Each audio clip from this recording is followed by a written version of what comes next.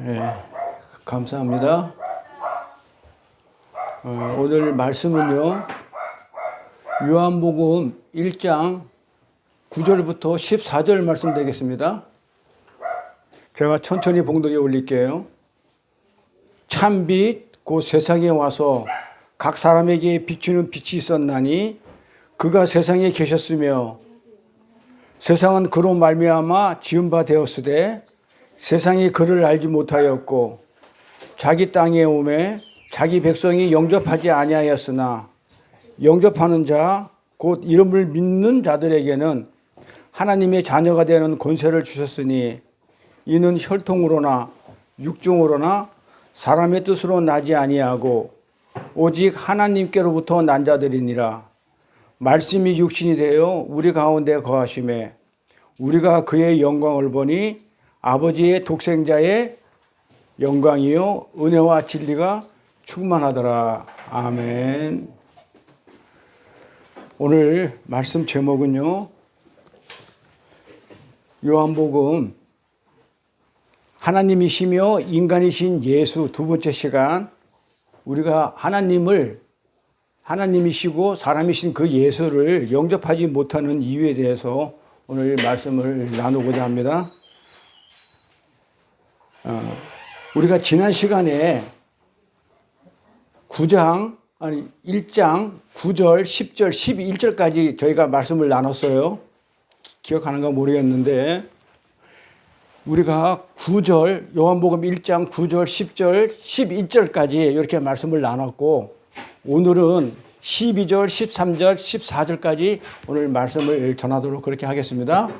자, 우리가 지난 시간에 이 9장에 나오는 이 참빛은 어떤 빛이라고 얘기를 했냐면, 이 참빛이라는 얘기는 거짓빛, 가짜빛 이런 말이 아니고, 그거가 대주되는 개념의 참빛이 아니고, 헬라어로 뭐라고 그랬냐면 알레테스라고 그랬죠. 알레테스. 이 알레테스는 부분적인 것과 대조되는 온전한 빛을 얘기한다. 온전한 빛을 얘기하는 겁니다. 가짜 빛이다. 참빛이라고 그러니까는 무슨 가짜 빛이 있고 진짜 빛이 있고 그런 말이 아니고, 온전하지 못한 빛이 있었는데 진짜 이제 온전한 빛이 오셨는데 그분이 예수더라, 그 말입니다. 그래서 요거를 뭐라고 그러냐면 참빛을 알레티노스 이렇게 말씀을 드렸어요. 그것은 온전한 빛이다. 부분적과 대조되는 온전한 빛이라는 그런 의미입니다. 그래서 온전한 빛이 되시는 예수님이 오시기 전에는 이 세상에 비추었던 빛은 온전한 빛은 아니었지만, 그렇죠, 부분적으로 빛이 비춰졌죠. 그래서 온 만물을 보면은 그 빛인 그 예수의 영광이 온 만물 안에 드러나 있어요. 그래서 그건 왜냐하면 온전하지는 않지만 부분적으로 비춰주는 빛이 있었기 때문에, 그래서 참빛이 왔다 그러면 성경을 읽을 때 이렇게 읽으라고 그랬죠. 참빛이 오셨다 그러면은 그전에는 온전한 빛이 있었다 이렇게 읽는 거예요. 그러니까 그전에는 부분적인 빛이 있었다. 부분적인 빛이 있었는데 이제 진짜 참빛이 오셨다 얘기는 진짜 이제 온전한 빛이 오셨다. 그렇게 제가 말씀을 드렸고, 그게 9절 내용이었어요. 오늘 14절 말씀까지 갈 건데, 자, 10절 내용은 뭐다? 10절은 뭐냐면, 그가 세상에 계셨는데 세상은 그로 말미암아 지은 바 되었는데도 불구하고 세상이 그를 알지 못하였다 그랬죠. 그러니까 이 알지 못한 이유가 뭐라고 그랬어요? 기억나나요? 알지 못하는 이유.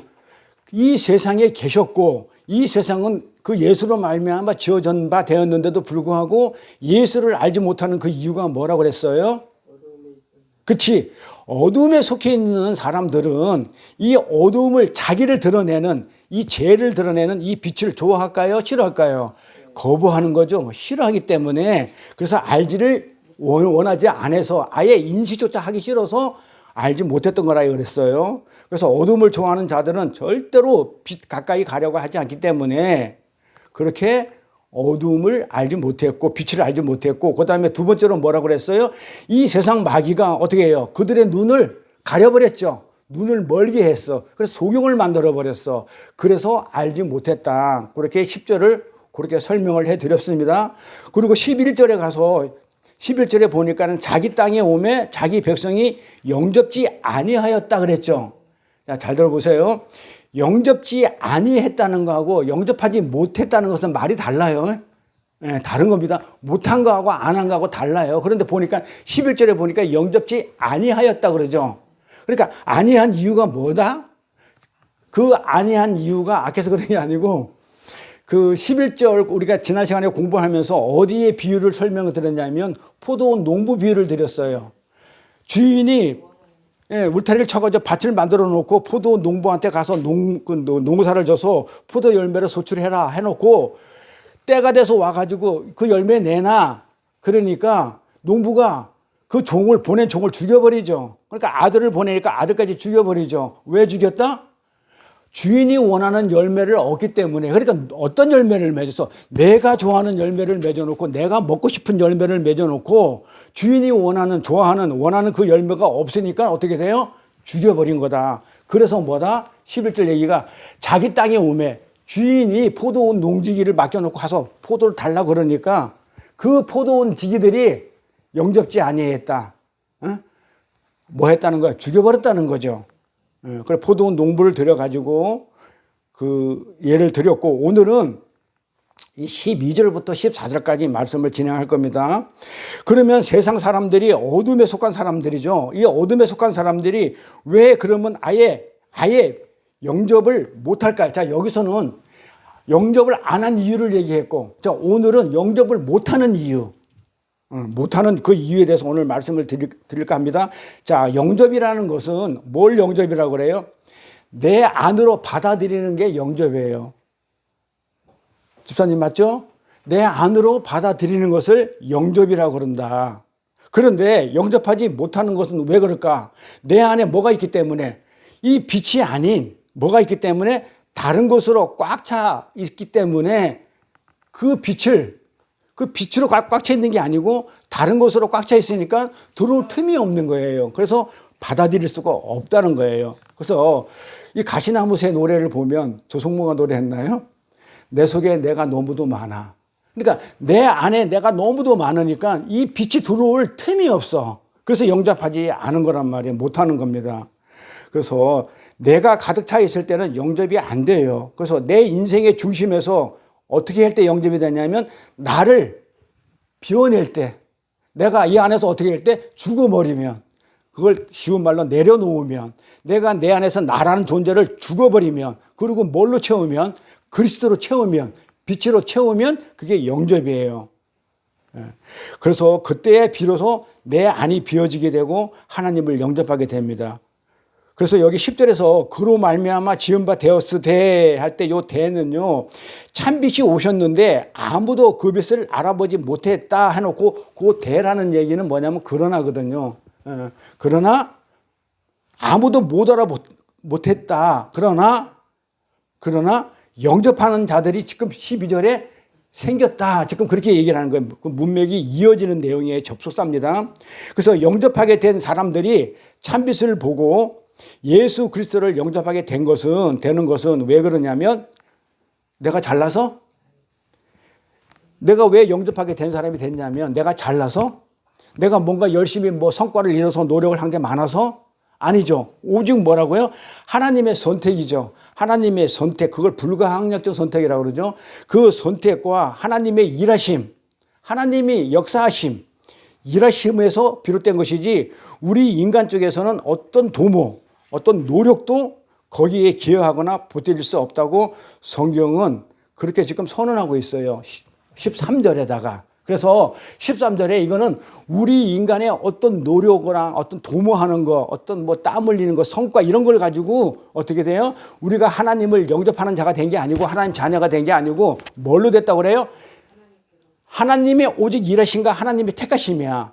그러니까는 그 우리의 어떤 도모가 뭐가 있었냐면 혈통으로나 육정으로나 사람의 뜻으로 나지 아니하고 오직 하나님으로부터 난 자들이 우리가 영접하는 자가 됐다고 그래요. 그런데 여기서 13절에 대표적으로 인간 쪽에서 그렇게 추구하는 도모하는 그 내용이 뭐다면 혈통 육적 사람의 뜻으로 한단 말이에요. 보통 사람들이. 그러면 혈통이 뭔지 알아야 될 거 아니에요. 그걸로 되지 않았어. 그 다음에 육적으로 되지 않았어. 그럼 사람의 뜻으로 되지 않았다. 이걸 기술하고 있으니까 그게 무슨 말인지 알아야 되겠죠. 이 혈통, 그 당시 그 유대인들은 어떻게 생각했냐면 자기는 아브라함의 후손이라고 생각했어요. 나는 아브라함의 후손이라는 그 혈통을 가지고 우리들의 구원의 근거를 삼았어요. 내가 아브라함의 조상으로 내가 그 혈통으로 내려왔기 때문에 나는 구원받은 자야. 이렇게 생각했단 말이에요. 그런데 사실은 그 혈통이라는 얘기는 뭐다? 원어로 보니까 이 혈통이라고 번역된 그 헬라어 하이마토는 피, 혈연 이런 뜻이에요. 피, 혈연. 이것을 의미하는 하이마의 복수 소유격에 있는 단어인데 그러니까 이게 무슨 얘기를 하냐면 이 혈연은 어떤 혈연이냐면 영적인 혈연을 얘기하는 게 아니고 육체적인 혈연 관계를 얘기하는 거예요. 혈통 이거는 원어로 보니까 하이마토는 피, 혈연, 육체적인 피, 혈연 관계를 얘기하기 때문에 육체적인 혈연 관계를 의미한다. 그래서 타락한 인간들이 예수 그리스도라는 참빛을 보고 그 빛을 영접하는데 어떻게 하냐면 혈통으로 된 게 아니다 했기 때문에 뭐예요? 육체적인 혈연 관계는 아무 도움이 안 된다. 그래서 내가 하나님을 영접해가지고 내가 하나님의 자녀가 되는 데 있어서 구원을 받는 데 있어서 혈통은 아무 소용이 없다. 도움이 안 된다. 이렇게 얘기하는 거죠. 그렇죠? 그런데 어떤 사람이 이런 얘기를 해요. 우리가 많이 들어봐요. 믿음 생활하다 보면. 자기 집안은 뭐 3대째 예수를 믿고 있고 그 다음에 또 특히 이북에서 온 우리 아버지 같은 사람이 이북에서 내려왔는데 그런 얘기를 많이 해. 이북 사람들이 보면 평양 대각성 운동 때 그때서 막 성령을 받고 있기 때문에 그 혈통으로 북한에서 올 때부터 북한에 있을 때 또 우리 조상들이 믿고 왔고 예. 그리고 심지어는 또 더 앞으로 나가가지고 일제시대 때는 우리 조상들은 신사참배도 안 했어. 그래서 우리는 아주 순수한 혈통이야. 믿음의 가족이야. 그래서 우리 집안은 하나님의 복을 줄 수밖에 없어. 라고 이렇게 하고 얘기를 하는데 천만의 말씀 만만의 궁떡이죠. 금방 그러잖아요. 성경은 그런 육적인 혈통 가지고는 절대로 구원이나 영접하는 자가 되지 않았다고 그래요. 그래서 그걸로 내가 믿음의 자녀가 됐다 그러면 우리 조상이 뭐가 되는 거예요? 하나님이 돼버려요. 하나님이 나를 선택했고 하나님이 역사해가지고 일을 해가지고 내가 영접하는 자가 됐는데 우리 조상을 그렇게 드러내버리면 그게 바로 조상신을 믿는 거지 하나님을 믿는 게 아니에요. 그런데 우리가 기독교들이 가끔가다 그런 얘기를 해요. 천만의 말씀이다. 그럼 단지 뭐다? 혈연 이런 거는 절대 사람의 구원에 보탬이 안 되는데 단지 뭐다면 그 선진들의 그런 믿음이 내 신앙의 본이 된 거예요. 본이 돼가지고 내가 진짜 하나님을 믿는데 정말 딴 하나님을 믿지 않고 정말 제대로 된 하나님을 믿을 수 있도록 올바른 신앙을 가질 수 있도록 누가 했다? 우리 선조들이 우리 조상들이 그렇게 한 것이지 그 조상들이 나를 구원해 준 게 아니다. 그 조상들로 인해 가지고 내가 구원을 받은 게 아니다. 오직 하나님의 일하심과 역사심 그걸로 우리가 구원을 받았지. 그런데 그걸 혈통으로 내가 그래서 구원을 받은 게 아니다라는 것을 성경에서 얘기하고 있고요. 그것도 두 번째로 육적이라고 나오는데 이 육적이라고 번역된 단어가 텔라마코스 사이코스예요. 이 텔라마코스라는 것은 세상적인 것, 육체적인 것을 그런 뜻이에요. 이 텔라마코스는 똑같아요. 텔라마코스라면 육체적인 것, 세상적인 것. 그러니까 뭐예요? 욕정은 세상적인 욕심, 그냥 육체적인 욕심. 네. 그래서 요걸 직역하면 육체적인 욕망 이렇게 얘기하는 거예요. 육정을 육체적인 욕망이라는 뜻인데 이 말은 성령에 의한 것이 아닌 어떤 거예요? 세상적인 육체적인 그 욕구나 정욕을 말하는 것이다. 그래서 거기에 나온 우리 세상 가치관이 있죠. 세상에서 인정해 주는 거 있잖아요. 왜? 명성. 세상적인 것이니까 육체적인 거니까는 사회적인 명망이나 권력, 힘이 있고 그다음에 돈을 많이 가졌다든지 이런 것들을 지금 뭐라고 얘기하냐면 육정이라고 그래요. 육정. 육체적인 욕심, 욕망. 요걸 텔레마코스 사이코스로 얘기한다. 그래서 옛날에 그 니고데모 알죠? 성경에 나오는 니고데모. 니고데모가 어떤 사람이냐면 유대 관원이라고 그랬어요. 자, 저 니고데모는 관원이야. 권력이 있죠. 공직이 있기 때문에 권력이 있죠. 자, 강권을 가지고 있단 말이에요. 그래, 관원이고 권력이 있죠. 그 다음에 부자였다고 그래요. 부자였다고 그러고. 그리고 니고데모 보고 랍비라고 불렀어요. 선생이야. 가르치는 자야. 그리고 성경에 대해서 지식도 밖에서 달달달달 외웠어. 니고데모가. 예를 들면 니고데모를 볼게요. 그 니고데모가 뭐라고 예수님한테 찾아와가지고 얘기를 하냐면, 선생님이요, 어떻게 해야 구원을 얻을 수 있습니까? 라고 예수님을 찾아와서 니고데모가 물어봐요. 그럴 때 예수님이 뭐라고 하셨어요? 넌 참 공부도 많이 했구나.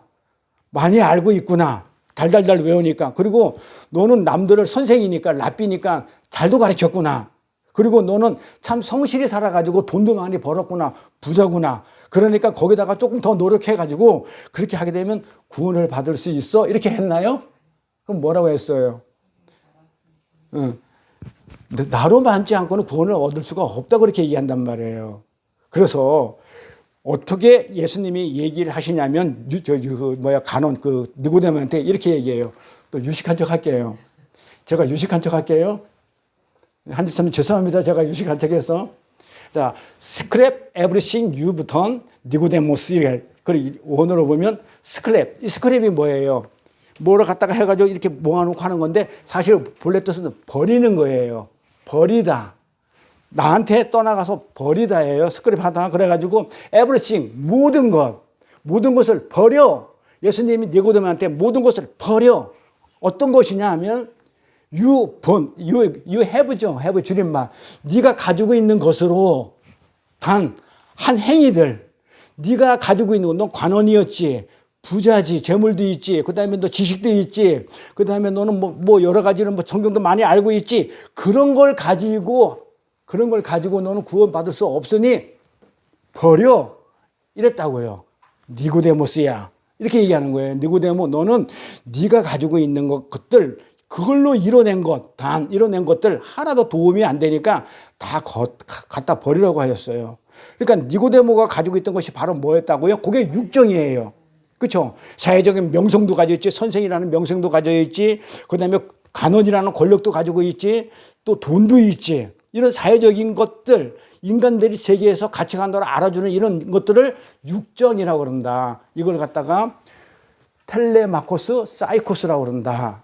이렇게 원어로 보면, 헬라어로 보면 그렇게 돼 있어요. 그래서 이 육정, 그런 것으로는 절대로 구원을 얻을 수 있다, 없다. 육정으로 나지 아니했다 그랬으니까 그런 걸 절대 구원 못 얻어. 자, 그리고 세 번째, 사람의 뜻. 그럼 사람의 뜻이 또 뭔지 알아야 되겠죠. 이 사람의 뜻은 또 뭡니까? 똑같아요. 텔레마코스는. 육정이나 사람이나 똑같은 거니까. 이게 텔레마코스나 이게 텔레마코스 똑같아요. 뭐만 달라? 육정은 사이코스고 뜻은 안드로스야. 텔레마코스라는 이거 육정, 사람의 뜻, 육정, 인간의 육체적인 것이기 때문에 앞에는 똑같아요. 텔레마코스, 안드로스. 인간의 노력이나 수행이나 이런 걸 가지고 내가 율법을 잘 지키는 이런 걸 가지고 너희가 구원을 얻는 게 아니야. 오직 하나님께로 난 자들만 되는 거야. 하나님이 선택한 자들만 되는 거야. 하나님이 일하심으로 선택된 자들만 되는 것이지, 네가 어떤 인간적인 그 이성적인 노력이나 어떤 수양을 하고 도를 닦고 그다음에 율법을 잘 지켜가지고 그렇게 해가지고 네가 구원을 얻는 게 아니라고 이렇게 말씀을 하고 계셔요. 그래서 예를 들면 이 성철 스님 우리가 잘 아는데, 이분 같은 사람은 몇 년 동안 장자불화라고 그러죠. 장자불화. 이게 한자라서 제가 한자를 잘 몰라요. 그런데 그건 알아요. 장자 불화 그래요. 눕지 않았다는 거예요. 뭐만 했다 오랫동안 앉아만 있었다는 거예요. 그렇게 성철씨는 9년 동안을 눕지도 않고 한 8, 9년 정도 된다고 그러더라고요. 눕지도 않고 그냥 앉아만 지냈어요. 앉아만.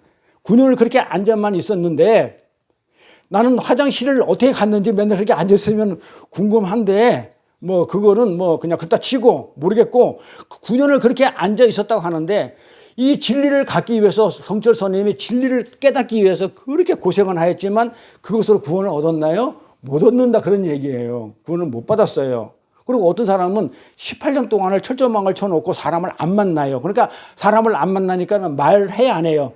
말도 하지 않았어요. 사람이 말을 안 하면 미쳐요. 그래서 감옥의 독방이 무섭다고 그래요. 왜냐하면 말할 사람이 없어서 미쳐버린다고 그래요. 사람이 누구랑 관계를 맺지 않고 혼자 말을 안 하고 그렇게 살면 사람이 미치게 되는데, 이 성철 스님이 9년 동안은 그런 식으로 앉아가지고 그렇게 있었는데, 뭘 찾기 위해서? 진리를 찾기 위해서 그렇게 노력을 하였지만 결국은 구원을 못 받는 그건 허당인 어떤 행위였다는 거예요. 이것이 사람의 뜻이라는 거예요. 그러니까 어떤 내가 율법적인 어떤 행위를 한다든지 어떤 노력을 한다든지 수행을 한다든지 이런 것들을 뭐라고 얘기하냐면 텔레마코스 안드로스, 그게 사람의 뜻으로 나지 아니하고 그걸로는 안 돼. 그걸로는 구원을 받지를 못해. 이렇게 얘기를 하는 겁니다. 간디 같은 사람처럼 우리가 정말 경건하고 청렴하게 살려고 밥도 안 먹고 조금만 먹고 거짓말도 안 하고 정말 도덕적이고 윤리적으로 바르게 산 그런 노력들이, 이런 것들이 다 사람의 뜻, 텔레마코스 안드로스다. 그런 것으로는 안 된다고 얘기하는 거예요. 오직 하나님께로 나와야 하나님의 뜻으로만 우리가 구원을 얻을 수 있다고 그렇게 말하는 겁니다. 야고보서 가볼게요. 야고보서 1장 18절에 뭐라고 그래요? 그가 조물주 중에 우리로 한 천 열매가 되게 하시라고 누구 뜻을 쫓아서 하나님 아버지의 뜻을 쫓아가지고 진리의 말씀으로 우리를 낳았대. 그러니까 우리의 뜻이 한 개도 개입이 안 돼. 사람의 뜻이.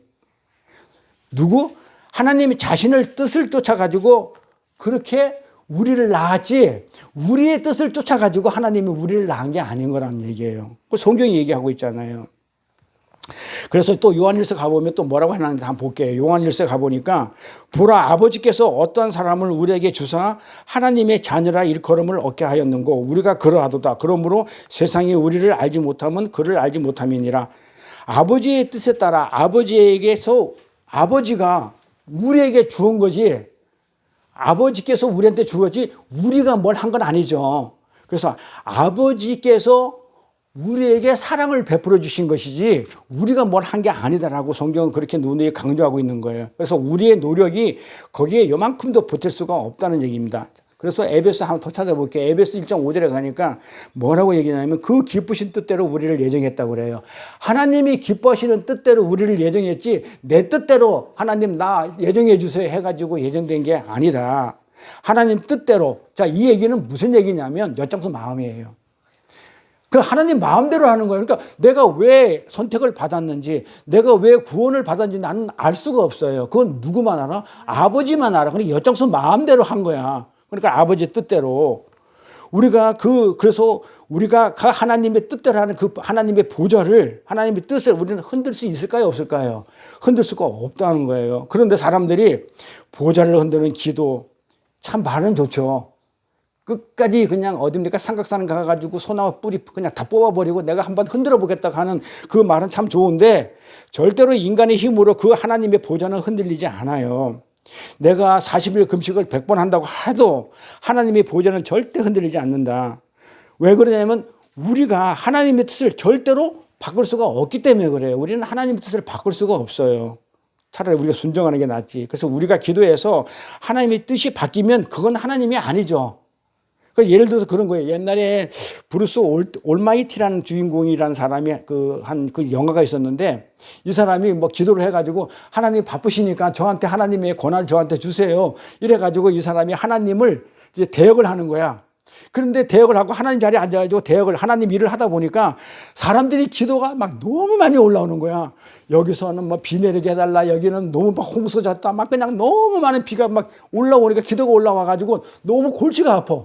그러니까 하나님 이걸 어떻게 썼을까? 그래가지고 나 도저히 못해 먹겠다 해가지고 모든 기도를 어떻게 하냐면 컴퓨터에다가 확 집어넣어버려. 그러고 나서 예스, 오케이, 클릭을 딱 해버린 순간에 이 기도도 들어줘야 되고 저 기도 다 들어주는 거야. 그러니까 어떻게 되겠어요? 세상이 난장판이 돼버리는 거예요. 난장판이 됐다는 그런 영화가 있었는데 이렇게 하나님이 우리의 기도를 전부 다 각자 기도를 다 들어주게 되면은 어떻게 되냐면 난장판이 돼요. 그래서 하나님이 사람의 뜻에서 움직이게 되면 그 영화처럼 개판되는 거예요. 이건 나라가 아니고 사는 게 아니에요. 비가 왔다 그쳤다가 비가 왔다 그쳤다 가물었다 뭐 했다가 그냥 뭐 오만 일들이 다 생기니까 이게 뭐 도저히 종잡을 수 없는 그런 일들이 생겨요. 그렇게 세상이 지금 이렇게 그나마 이렇게 움직이는 것은 우리 뜻대로 지금 세상을 움직이는 게 아니고 하나님이 계획에 따라 가지고 그렇게 끌고 가시기 때문에 그나마 세상이 이렇게 유지되는 거지 우리 뜻대로 기도해 가지고 세상에 하나님이 내 뜻에 움직여 가지고 세상을 다스리지 않는다. 예. 그래서 우리는 절대로 하나님의 보좌를 흔드는 기도 그런 것들을 우리는 할 수가 없어요. 로마서 가볼까요? 9장 14절 16절 그런즉 우리가 무슨 말을 하리요? 하나님께 불의가 있느뇨? 그럴 수 없느니라. 하나님 뜻대로 하는데, 그쵸? 불이익이 있을 수가 없죠. 모세에게 이르시되 내가 긍휼히 여길 자를 긍휼히 여기고 불쌍히 여길 자를 불쌍히 여기리라 하셨으니 그런즉 원하는 자로 말미암도 아니요 다른 박질하는 자로 말미암도 아니고 오직 긍휼히 여기시는 하나님으로 말미암이니라. 자, 정확히 나오죠? 자, 우리의 뜻대로 되는 게 아니죠. 다른 박질하는 사람 뜻대로 되는 것도 아니고 열심히 달려간다고 해가지고 그 뜻대로 되는 것도 아니고 내가 원한다고 해가지고 기도로 원한다고 해가지고 원하는 자로 되는 것도 아니고 오직 누구 뜻대로 한다고요? 긍휼히 여기시는 하나님으로 모든 것이 그렇게 이루어지는 것이지 우리 뜻대로 되는 게 아니다. 이렇게 정확히 나와요. 그래서 너희들이 기도하고 원한다고 되는 것도 아니고 다른 박질한다고 되는 것도 아니고 열심히 노력하는 것도 아니야. 오직 긍휼히 여기시는 하나님으로 말미암는 것이니라 그렇게 얘기해요. 그래서 성경은 그렇게 하나님의 은혜로 주님을 영접하게 된 자들에게는 하나님께서 뭘 주신다고 그러냐면, 자, 우리가 이제 영접하게 됐죠. 영접하게 되면 하나님이 나한테 뭘 줄 거예요? 상을 주실 거 아니에요. 뭐 상을 주든지 뭘 주든지 뭐 그냥 대가가 있을 거 아니에요. 영접한 대가가 뭘까요? 뭘 줄까요? 권세를 주시죠. 자녀되는 권세를 주시단 말이에요. 그래서 오늘 본문 12절에 뭐라고 해놨냐면 영접하는 자는 곧 그 이름을 믿는 자들에게는, 예수를 믿는 자들에게는 하나님의 자녀가 되는 뭘 주셨다? 권세를 주셨다 그래요. 그러니까 우리가 예수를 영접하게 되면은 권세를 받아요. 권세자가 되는 거예요. 그런데 여기서 헷갈리면 안 돼요. 왜? 권세라고 그러니까는 또 국어사전을 펴놓는 거야. 야, 세상 권세를 다 줘가지고 나는 내가 능력 있고 힘이 있고 내가 권력을 다 가져가지고 내가 하나님의 아들이야 뭐 어쩌고저쩌고 하면서 뭐 목에다가 그냥 뭐 기부 싸고 다니면 되겠냐 이 말이에요. 그래서 이 권세라는 말을 잘 알아야 돼요. 이 헬라어의 권세라는 얘기는 헬라어에 여러 가지로 쓰여요. 자, 헬라어의 이 권세, 파워, 영어로 파워인데라고 번역된 단어가 여러 개가 있는데 하나는 어떻게 쓰이냐면 클라토스라고 써요. 이 클라토스라는, 이렇게 클라토스를, 그러니까 권세 그러면 클라토스 이렇게 얘기하는데 이 클라토스가 뭐냐면 이 클라토스라는 단어에서 데모크라시가 단어가 나와요. 데모는 민주주의 얘기하는 거죠. 데모크라시. 민주정치. 그 다음에 아리스토클라시. 이 클라토스에서 클라시라는 단어가 있는데 데모크라시, 아리스토클라시, 그 다음에 시오크라시, 모노크라시 이런 단어들이 나와요. 그러면 요거는 뭐냐면 정치를 얘기해요. 크라시. 그럼 앞에는 민주, 아리스토 요거는 기조, 그 다음에 시오는 신정, 신, 그 다음에 모노는 하나니까 독재. 그래서 아리스토크라시라면 요거는 민주정치, 기족정치, 신정정치, 독재정치. 그래서 이 크라토스라는 권력, 권위, 권세에서 이런 단어들이 나왔다. 정치 권세. 그러니까 이걸 정권이라고 얘기도 하죠. 그래서 이 크라토스는 쉽게 얘기해서 어떤 것을 얘기하고 있냐면 정치적인 힘. 그래서 내가 정권을 가졌다. 대통령이 됐다. 뭐 국회의석을 많이 다수당을 가졌다 하는 이 정치적인 힘, 정치적인 권세. 그래서 통치하는 권세를 크라토스라고 불러요. 그걸 권세라고 이렇게 얘기도 해요. 맞죠, 그게? 그 다음에 두 번째, 또 뭐가 있냐면, 두나미스라는 단어가 있어요. 이 두나미스라는 권세는, 이것도 두나미스도 권세라고 이렇게 해석을 하는데, 이 두나미스는 폭발적이고 이적적인 능력을 얘기해요. 그러니까 뭘 줬다? 예를 들어서, 막 부흥 강서나 안 그러면 어느 목사님한테 특별하게 권세를 주셨어. 하나님 이적적인 어떤 능력을 주신 거야. 근데 막 거기에서 뭐가 일어나? 막 폭발적으로 사람들이 막 그 베드로 같은 거. 요게 이제 그때 이제 권세를 줬다. 베드로한테 권세 주고는 성령이 임해가지고 권세를 줬을 때는 두나미스란 말이에요. 이 권세를 주니까 폭발적으로 사람들이 3,000명이 회개하고 막 돌아오는 그런 역사가 일어났을 때 그런 이적적인 능력을 얘기할 때 이걸 두나미스라고 얘기를 해요. 그럴 때 여기서 나온 단어가 뭐냐면 다이나믹하다 이러죠. 막 폭발적이고 좀 뭔가 좀 이렇다. 그 다음에 다이나마이트 폭발하는 거, 폭발물. 여기서 나온 거예요. 두나미스에서. 그러니까 지금 이 두나미스는 어떤 그 힘, 권세, 권위 등으로 번역되어 있지만 사실은 어떤 이적적인, 기적적인 이 폭발력이 있는, 이렇게 폭발력이 있는 그런 때의 어떤 권위를 얘기할 때는 두나미스. 근데 오늘 본문에서 나오는 자녀의 권세를 주었다 할 때 우리한테 권세를 줬단 말이야. 그러니까 이런 권세를 주지 않은 거예요. 크라토스나 두나미스의 권세를 준 게 아니고 다른 자녀의 권세를 줬다고 그랬단 말이에요. 그러니까 이 자녀의 권세는 또 뭐냐면, 이게 세 번째가 이게 뭐냐면 엑수시아예요. 엑수시아라는 권세를 줬어요. 요거는 얘기한 그 이적적인 두나미스 이런 권세가 아니고, 또 정치적인 권세인 크라토스 권세가 아니고, 뭐다? 신분적으로 격상이 되는 권세. 그러니까 내가 예를 들어서 아주 그 쌍놈이었어. 쌍놈이었는데 내가 양반이 돼버리면 그걸 권세를 받았다고 그러는 거예요. 그 신분적인 경상. 내가 이 세상의 사람의 인간의 아들이었는데 어떤 격상이 되면 하나님의 아들로 격상이 된 하나님의 자녀가 돼버리는 이런 권위를 말하는 거예요. 그래서 오늘 본문에서 말하는 네가 영접하는 자, 곧 내 이름으로 믿는 자들은 내가 너에게 권세를 줬다 할 때 이 권세는 어떤 권세를 줬냐면 이런 걸 준 게 아니에요. 그러니까 우리 교회 다니는 사람들은 하나님한테 권세를 받았다 해가지고 이 행위를 하면 안 된다는 얘기예요. 이런 거는 준 게 없어요. 이런 권한을 주지 않았다고요. 자녀되는 권세를 줬기 때문에 우리가 두나미스나 크라토스라는 권세를 갖다가 행하면 안 된다. 그래서 오늘 본문에서 성도에게 주어진 권세는 크라토스도 아니고 두나미스도 아니고 엑수시아다. 그래서 엑수시아는 뭐다? 신분적인 격상을 말미암아 자녀에게 주어지는 그런 권위다. 그래서 예수 그리스도를 영접하는 순간 우리는 뭐가 돼버리는 거예요? 하나님의 자녀가라는 권위가 주어지는 거예요. 그러니까 이 엑수시아라는 단어에는 또 조건이 붙어요. 자, 하나님의 자녀가 됐어. 끝? 아니잖아요. 자녀가 됐으면 어떻게 살아야 돼요? 자녀답게. 부모를 잘 모시든지 자녀다운 삶을 살아야 돼. 그러니까 하나님의 자녀다운 삶을 살기 위해서는 뭐가 따라오냐면 반드시 책임과 의무가 따라와요.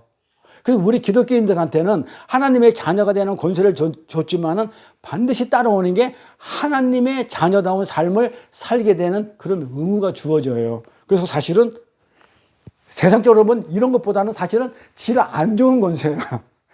이런 게 좋아, 사실은. 그런데 어떻게 우리가 주어진 거 그게 아니니까 우리는 그런 삶을 권위에 합당한, 자녀에 합당한, 하나님이 권위가 정말 그 하나님의 권위가 진짜 권위를 내가 받았다면 그 권위에 알맞는 그런 자녀의 삶을 살아야 된다는 거예요. 그래서 권위라는 것은 쉽게 얘기하면 이 권위는 내가 어떤 걸 받았을 때, 어떤 그 권세를 받았을 때 권위는 뭐냐면 그것이 밖으로 드러났을 때가 권위가 되는 거예요. 그래서 그 신분에 맞는 삶을 밖으로 내보내지는 것이 그걸 권위 있는 자라 얘기해요. 근데 이 안에는 개떡같이 살면서 뭘 받았는데 떡은 개떡으로 살아. 그러면 그건 권위 있는 자라고 얘기를 안 해요. 그래서 받았으면 그 받은 그대로 어떻게 밖으로 보여줬을 때 그걸 권위라고 그래요. 그래서 영접하는 자, 그리스도를 믿는 자들이죠. 믿는 자들에게는, 우리 성도에게는 그런 권위가 주어졌어요. 하나님 자녀가 되는 엑수시아 권위가 주어진 것인데, 그러니까 우리가 이 세상에 나가서 자랑할 수 있는 것이 뭐다? 힘과 권세, 정치적 권세, 이기적인 능력, 이적적인 능력, 이런 것이 아니죠. 이 세상에 나가서 자랑할 것은. 이런 권세를 가졌다고 자랑할 게 아니죠. 안 좋습니까? 하나님의 자녀가 되는 것만 자랑해야 되겠죠. 그래서 이게 없기 때문에 사실 골치 아파요. 하나님의 자녀가 되는 것을 살려고 그러니까 드러내고, 권위를 가졌으니까 드러내야 되잖아요. 하나님 자녀다운 사람을 드러내려니까 이게 책임과 의무가 쫓아다니기 때문에 머리가 아픈 거야. 응? 사실 좋은 줄 알았는데 보니까 어떨 때는 안 좋을 때도 있어요, 세상에서는. 그래도 내가 권위 있는 자가 되었기 때문에, 하나님의 자녀가 되기 때문에 어떻게 그 권위에 합당한 삶을 열심히 한번 살아보는 거예요. 안 되면 하나님이 도와주신다고 또 약속하셨고 또 그 도움을 받아가지고 살면 되는 겁니다. 그렇게 우리가 우리 죄인들에게 빛을 볼 수 있게 만들어주시고 예수 그리스도를 구주로 영접하게 만드시기 위해서, 그래서 말씀이신 육신이 돼가지고 예수님이 오신 거예요. 어떻게 하기 위해서? 그렇게 빛을 볼 수 있고, 그 다음에 예수 그리스도를 구주로 영접하게 만들기 위해서 예수가 이 땅에 나를 영접하면 나를 본 자는 아버지를 봤다. 그러니까 하나님을 믿으려면 나를 보면 돼. 이렇게 하시는 거예요. 요한복음 가볼까요? 1장 14절에 말씀이 육신이 돼요. 말씀이 예수님이시죠. 육신이 돼요. 육신의 눈에 보이는 육체의 몸을 입고 오셨다고 그랬죠. 이걸 뭐라고 그런다고 그래요? 로고스라고 그랬죠. 눈에 보이는 진리는 말씀이 진리잖아요. 말씀이 육신이 됐다. 그럼 말씀은 진리죠. 이 진리가 보여. 눈에 보여. 이걸 로고스라고 그러죠.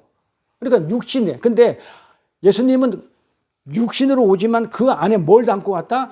하나님의 뜻, 하나님의 목적, 하나님의 의지, 하나님의 영광을 담고 와. 그래서 빛이라고 그러죠. 그것을 다 담고 왔기 때문에 우리는 뭘 알아야 돼? 껍데기 로고스를 보는 게 아니고 그 안에 담고 온 아버지의 영광이라든지 뜻과 목적과 의지 이런 것을 우리가 아는 것을 뭐라고 그러냐면 그 진리를 아는 것을, 그 내용을 아는 것을 레마라고 그랬죠. 예, 요걸 우리가 어저께 공부할 때 요거를 이 세상의 현상계 눈에 보이는 것을 차 안의 세계, 이 차 안의 세계에 너무 눈에 보이지 않는 것을 피 안의 세계라고 그랬죠. 피 안의 세계. 이쪽 언덕 아니고 저쪽 언덕. 그래서 우리의 피 안의 세계를 갖다가 바라봐야 되지 눈에 보이는 이 세상을 가지고는 껍데기이기 때문에 그 내용을 알 수 있다 없다. 그러니까 우리가 성전 마당에서 희생제사만 계속 드리고 있고 율법의 행위만 있으면 그 성전 안에서 떡상과 촛대와 향단에서 어떻게 그게 진설되고 어떻게 만들어졌는지 몰라요. 내용은 없어. 그러니까 어디에? 골방 안으로 들어가야 돼. 그 성소 안으로 들어가가지고, 성소 안에 골방이 있으니까 그 안에 들어가가지고 떡을 어떻게 만드는지, 이 떡을 만들 때 누룩을 넣는지 안 넣는지를 성전 마당에서 이렇게 쳐다보고 있으면 몰라. 내가 그 조제실 들어가서 약방 안에 들어가가지고 조제를 해보면 알아.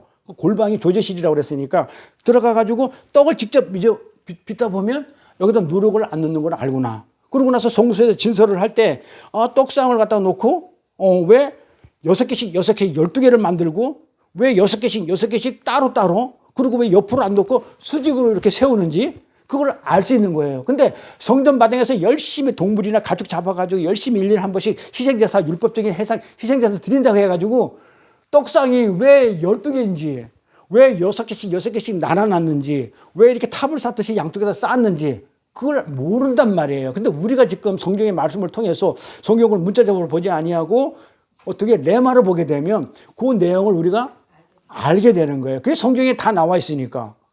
이 쌓는 거는 왜 12개냐면 12개 지파가 12개 지파는 교회를 상징하니까 그 교회들이 12개가 있어야 되고 12지파가 있어야 되는데 그리심산에서 축복의 선을 해 6지파 내버려 두고 이쪽에다가 에발산에다가 또 6지파 내버려 두고 저주를 하고 같은 하나님의 법을 가지고 저주하고 축복하니까 그것을 상징하기 위해서 갈라놓고 6개씩 똑같이 쌓아놓는 거.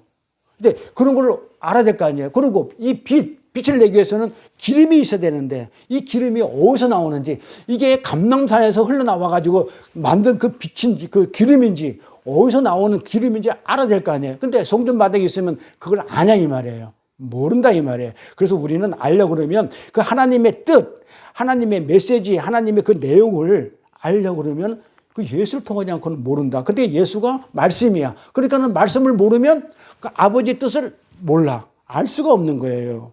예.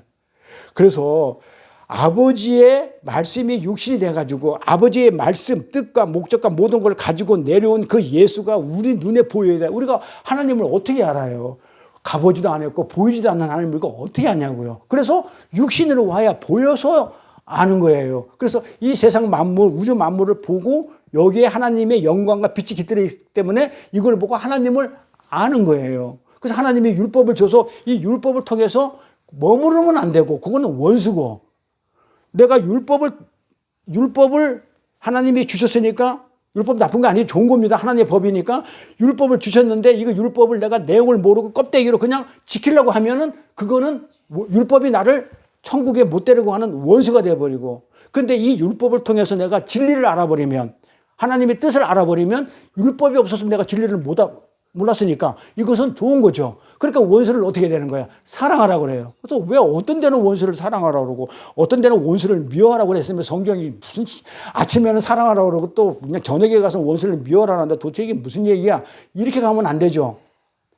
율법에 머물면 그 율법은 나한테 원수가 돼. 근데 그 율법을 통해서 내가 진리를 알아버리면 그게 뭐가 되는 거예요? 내가 사랑할 대상이 되는 거예요. 그래서 그 원수를 사랑하라 했던 거예요, 예수님이. 그래서 우리가 그 육신이 돼서 하나님의 뜻을 가지고 이 땅에 오신 그 예수가 어디 가운데 거한다고 그래요? 어디 가운데? 이게 단어 하나를 다 따져봐야 돼요. 그 육신에서 오신 예수가 우리 가운데 거하시며 우리가 그 영광을 본다고 그래요. 여기서 보다라는 단어를 원어가 뭐냐면 이게 떼아오마이라고 그래요. 떼아오마이라고 그러는데 이거는 뜻이 뭐냐면 보다, 자각하다, 인식하다, 관찰하다예요. 그러니까 이 지금까지 그 앞에 온 단어들은 어떤 단어였냐면 영접하지 않았다 그래요. 안 봤다 그래요. 못 봤다 그래요. 깨닫지 못했다 그래요. 그렇죠? 영접지도 아니하고 보지도 못하고 깨닫지도 못하는 그런 단어들이 쫙 나왔었는데 14절에 와가지고는 갑자기 뭐라고 했냐면 봤다 그러는 거예요. 영접했다는 거예요. 반대되는 단어가 나와요. 그러니까 어떤 무리들인데 어떤 무리냐면 보는 자들 무리라는 거예요. 보는 자들이, 인식하는 자들이, 자각하는 자들이, 인식하는 거, 자각하고 관찰하는 자들이 있더라는 얘기예요. 그게 어떤 무리가 있더라는 거예요. 생겨났다는 거예요. 그러니까 하나님의 영광을 보는 그 어떤 무리가 누구냐면 우리라는 무리란 말이에요. 우리라는 무리가 있더라 이거예요. 뭘 인식하는, 자각하는, 그런 영접하는 그런 무리들이 있는데 그게 우리라는 무리더라 이거예요. 그 어떤 무리가 있다고 생각하는 거예요. 그래서 오늘 본문 14절에 말씀이 육신이 되어 우리 가운데 거하다 할 때 또 거하다는 또 무슨 뜻이냐면 이 스케노예요. 이 거하다가 이거 중요해요. 스케노라는 이 거하다는 얘기 참 많이 나와요. 많이 나오는데 이 스케노라는 단어가 굉장히 중요한데 이 뜻이 뭐냐면 장막을 치다, 텐트를 치다, 회막을 치다예요. 자, 그러면 우리가 누구죠? 교회죠? 이스라엘이죠, 우리가. 우리 가운데 뭘 쳤다? 장막을 쳤다, 회막을 쳤다, 성전이죠. 이게 어떤 내용이 그 내용이냐면요. 이런 거예요. 우리라는 교회가 있어요. 우리라는 교회들이 이렇게 많이 있어. 그렇게 아까 우리라는 무리가 있었다고 그랬잖아요. 우리라는 무리가 지금 생겼어. 이제 영접하는 보고 인식되는 우리라는 무리가 있었는데 이 무리 안에 가운데 요 무리 가운데 뭐가 있었다? 장막을 치다. 장막이 있었다. 성전이 있었다. 장막, 성전. 요 그림이에요. 요게 누구다? 우리 안에 이게 뭐예요? 예수를 영접했으니까 예수단 말이에요. 그러니까 성전을 예수를 상징해요. 그러니까 우리 안에 가운데에 누가 있냐면 예수. 그러니까 요게 우리가 누구예요? 교회죠. 전부 다 각자 교회들이란 말이에요. 이 교회의 중심은 누구다?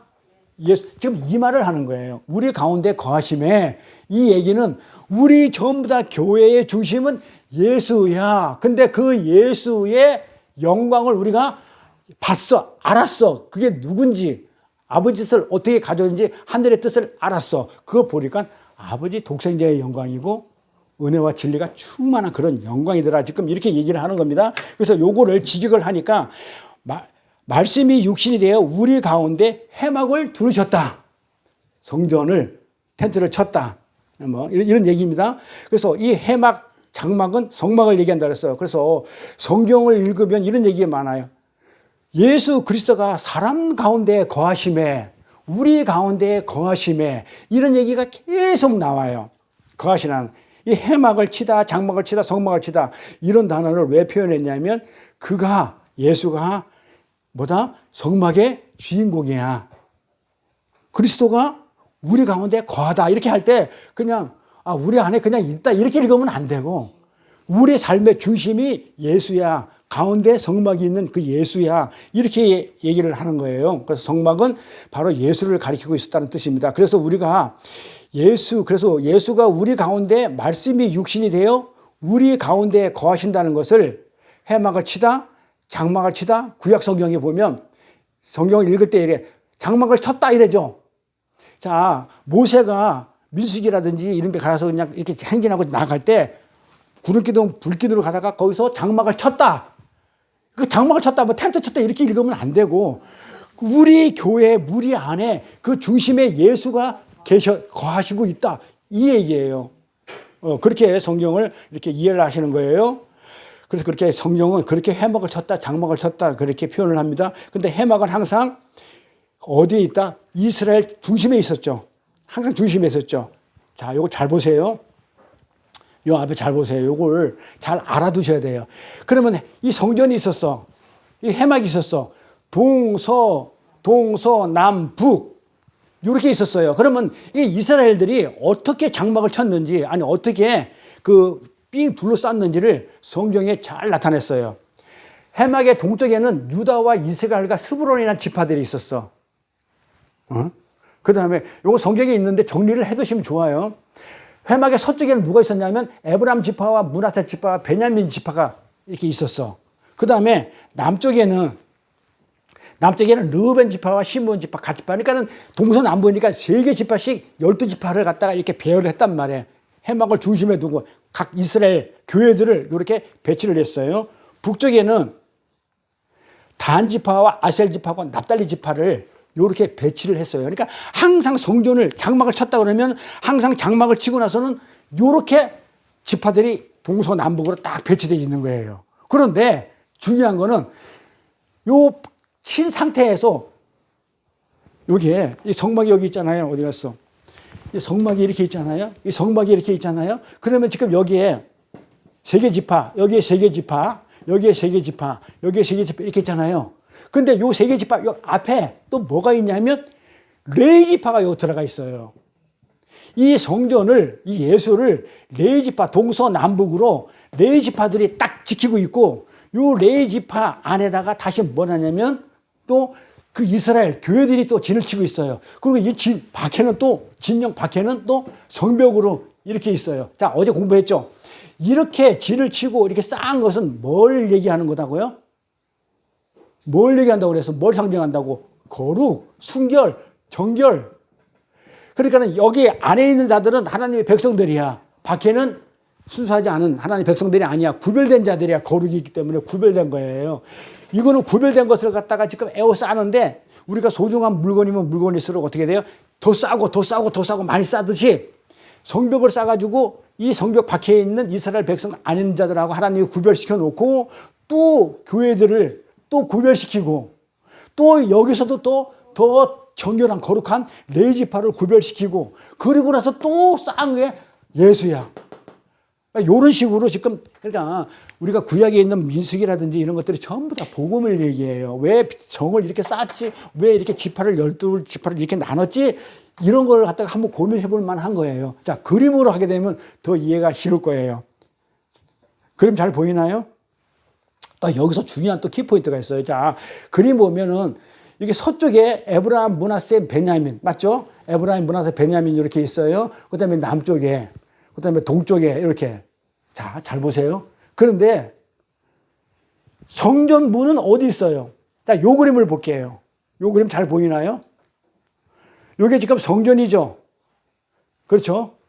근데 요 성전을 둘러싸여 있는 게 지금 전부 다 레위 지파들이에요.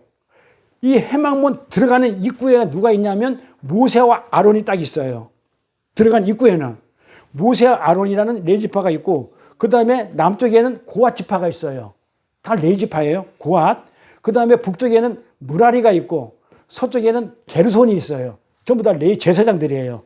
이렇게 쌓는데 가장 중요한 제사장은 모세와 아론은 문 앞에 딱 지키고 있어요. 성소 들어가는 문 앞에 딱 있고 동서남북으로 쌓여요. 그러고 나서 북쪽, 서쪽, 남쪽 이렇게 해가지고 3개 지파씩 이렇게 배치를 했다 이 말이야. 자, 이게 중요한 게 뭐냐면 여기서 뭔가 좀 이상하지 않아요? 자, 이렇게 진구를 하잖아요. 이렇게. 이런 해가지고 성전을 해가지고 성전 안에 또 더 중요한 게 법궤죠. 또 성전 안에 있는 법궤 지성소. 이걸 중심으로 해가지고 민수기에 보면 진군해 나가죠. 그러면 보통 어디로 가요? 남쪽에서 북쪽으로 가죠. 근데 성전은 어떻게 되어 있어요?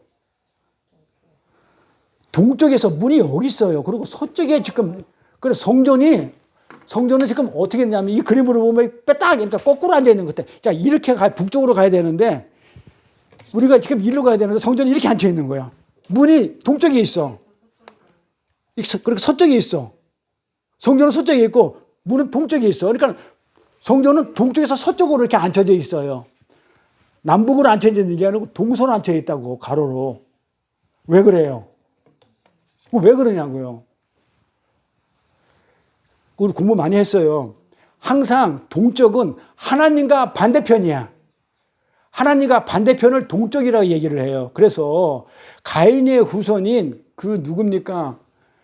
그 가인의 후손인 왜 그냥 성사님 있잖아. 왜 이렇게 올라갔잖아요. 하늘로 그냥. 에녹. 그러니까 에녹이 두 사람 나오거든요. 셋의 자손인 에녹도 나오고 가인의 후손인 에녹이 나와. 근데 가인의 후손인 에녹이 가인이 어떻게 쫓겨나냐면 이렇게 쫓겨나죠. 하나님의 여호와 앞을 떠나 동쪽 노 땅에 거하다 이렇게 나온단 말이에요. 그러니까는 항상 그래요. 하나님 여호와 앞을 떠나서 동쪽 노 땅에 거한다. 그렇게 얘기한단 말이에요. 그러니까 동쪽은 항상 뭐냐면 하나님과 반대되는 쪽이에요. 하나님이 있는 쪽이 아니야. 그래서 에덴 동산에서도 에덴 동산 쫓겨날 때는요. 에덴의 동쪽으로 쫓겨나요. 뭐 서쪽으로 쫓겨나고 북쪽으로 쫓겨나는 게 항상. 그리고 출애굽할 때나 출애굽에서 요단강 홍해를 건널 때도 보면 제가 저번에 설명을 이렇게 했는데 여기 이스라엘 여기 있으면 여기가 애굽이 여기 있고 그럼 사우디아라비아 여기 있고 뭐 요르단 여기 있고 있어요. 여기 홍해 바다 이렇게 흘러. 이렇게 가면 3일이면 갈 걸 갔다가 요 홍해 바다를 건너서 이렇게 돌아가지고 이렇게 가게 한 거는 여기 요단강 건너간 거는 항상 뭐예요? 이 요단강을 건너갈 때는 뭐다? 일부러 이렇게 돌린 거야. 이렇게 안 가고. 왜냐하면 동쪽에서 서쪽으로 가는 거예요. 여기에 가나안이란 말이에요. 성전, 하나님 나라. 이 가나안 들어갈 때는 항상 동쪽에서 서쪽으로 들어가게 돼 있어요. 그래서 예수님이 무화과나무 저주 사건 할 때도 보면은 성전을 떠나 할 때는 동쪽으로 가야 감난산 쪽에서 기도를 하고 그 다음날 성전으로 들어갈 때는 동에서 서쪽으로 가요. 그러니까 항상 그래서 이 그림을 보면 여기 동쪽이죠. 동쪽에 문이 있고 성전은 서쪽에 있어요. 요게. 그래서 이거에 괜히 뭐 그냥 빈틈이 없죠, 성경이. 이런 식으로 하나님은 이렇게 우리 가운데 여기 전부 다 우리 교회들 얘기하죠. 우리 가운데, 교회들 가운데 항상 우리 가운데예요. 교회들 가운데 항상 그렇게 계시는 분이에요. 그래서 해막을 중심에다 두고 레이지파가 싸고 있고 나머지 지파가 또 이렇게 삥 둘러싸여 있고 그래서 항상 그렇게 거룩, 순결, 정결하신 분들을 정결하다는 것을 강조해 나가고 있는 거죠. 그리고 이 해막에는 또 뭐가 있어요? 모세의 율법이 들어가 있죠. 모세의 율법이 간직되어 있잖아요. 해막 안에 가장 중요한 게 언약궤잖아요. 지성소 안에 있는 언약궤. 또 해막 안에서도 가장 중요한 게 지성소죠. 지성소 안에서도 가장 중요한 게 또 뭐예요? 언약궤죠. 법궤죠. 법궤 안에 뭐가 있어요? 아론의 쌍난 지팡이, 모세의 십계명, 그 다음에 또 뭐가 있어요? 만나. 전부 다 뭐예요? 말씀이죠. 그 예수잖아요. 그 말씀이 예수잖아요. 그 율법의 예수. 그게 전부 다 율법이다. 그러니까 하나님과의 언약의 관계에 있는 것들이 그 성전, 법궤 안에 들어가 있는 거예요. 이렇게. 시편 볼까요? 뭐라고 써놨나? 시편에 보니까 40장 8절에 보니까 나의 하나님이여 내가 주의 뜻을 행하기를 즐기오니 주의 법이 나의 심중에 있나이다 하였나이다. 자, 주의 법이 하나님 말씀이죠. 하나님의 율법이라는 것은 하나님의 말씀이라는 것은 하나님의 성품이에요. 하나님은 그런 분이야. 우리가 그러니까 못 지키는 거지. 못 따라가는 거지. 그래서 하나님과 언약 관계를 맺고 있는 어떤 존재가 우리가 그 언약 관계 속에서 살아가는 삶, 그 어떤 라이프 스타일, 이것이 바로 율법이에요. 이거 지키며 살아야 되는데 우리는 못 지키니까 은혜를 구한단 말이에요. 그래서 하나님과 언약 관계에서 떨어진 사람들은 이 율법을 절대로 지킬 수가 없어요. 도덕적으로 윤리적으로 삶을 살아낼 수는 있겠지만 그것은 율법을 지키는 게 아니란 말이에요. 이 하나님의 법, 율법, 이 말씀, 이거는 하나님이 요구하는 삶.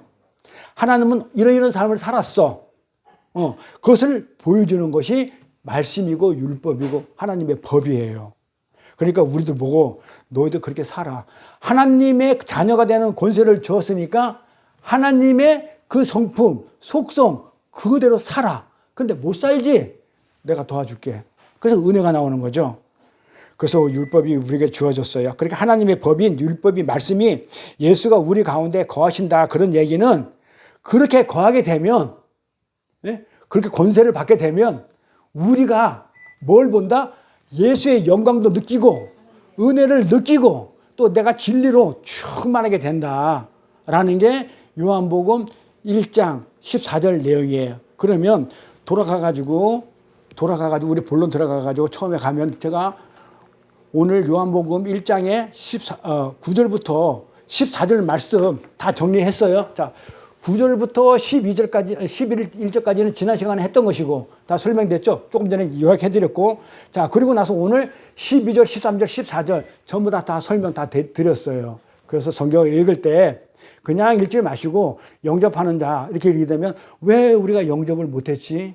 안 한 이유가 뭔지? 이렇게 묵상을 하시면서, 그러면서, 또 내가 영접했을 때는 하나님의 자녀가 되는 권세를 주셨다는데 이 권세가 뭘 얘기하는 건지 어떤 권세를 줬는지를 이렇게 묵상하시고 그리고 이거는 혈통으로 육적으로 그다음에 사람의 뜻이다. 이게 사람의 뜻이 육적이 뭔지를 한번 묵상해 보시고 오직 하나님께는 낫구나. 하나님의 인도하심과 택하심과 역사하심으로 일하심으로 우리가 그렇게 영접하는 자가 됐지 내 노력과 내 힘과 어떤 내가 땀 흘린 거 가지고 된 게 아니다라는 거 그랬는데 그분이 육신이 돼서 우리 가운데 거하셨다. 예수가 이 땅에 오셔가지고 거하셨다. 왜? 거룩하시고 그 다음에 너무너무나 귀하신 분이기 때문에 그걸 그림으로 그려준 게 성막의 구조로 그렇게 우리 교회들을 삥 둘러싼 그 중심에는 우리 교회 중심에는 예수 그리스도가 있다. 그래서 우리 교회의 주인은 누구? 예수. 내가 아니에요. 목사가 아니라는 얘기예요. 항상 교회의 주인은 예수지 내가 뭘 만들고 내가 뭘 했고 그걸 가지고 주인 행사하면 안 되는 거예요. 그래서 내 마음대로 하는 게 아니고 꼭 아버지의 뜻을 묻고 아버지의 은혜를 받아서 그 권세를 받아서 자녀에 대한 삶을 살았을 때에 우리가 그 은혜와 진리가 충만하게 느껴지는 그런 삶을 살게 되는 겁니다. 기도하겠습니다. 복되고 거룩한 성일을 맞아서 찬양과 경배로 예배드릴 수 있도록 허락하심을 감사드립니다. 저희들이 주님을 영접하는 자가 된 것은 육체적인 혈연관계인 사람의 혈통으로나 사회적인 명성이나 권력, 힘 같은 그 육적으로 된 것도 아니고 우리의 노력이나 수양을 쌓고 율법을 잘 지켜서 이뤄낸 사람의 뜻으로 된 것이 아니고 오직 하나님의 선택과 하나님의 일하심으로 인해 영접하게 되어서 하나님의 자녀라는 권세를 저희가 얻게 되었고 하나님의 영광이 우리들 가운데 임하심으로 말미암아 은혜와 진리가 충만한 자로 역사하여 주사오니 저희들이 하나님이 중심이 되는 이 땅의 삶을 살면서 하늘의 신령한 복을 받아 하나님의 영광을 마음껏 누리는 저희들의 삶이 될 수 있도록 은혜의 은혜를 더하여 주옵소서. 감사드리며 거룩하신 우리 주 예수 그리스도의 이름 받들어 기도드려 싸움나이다. 아멘. 주의 곁에 있을 때 찬송합니다.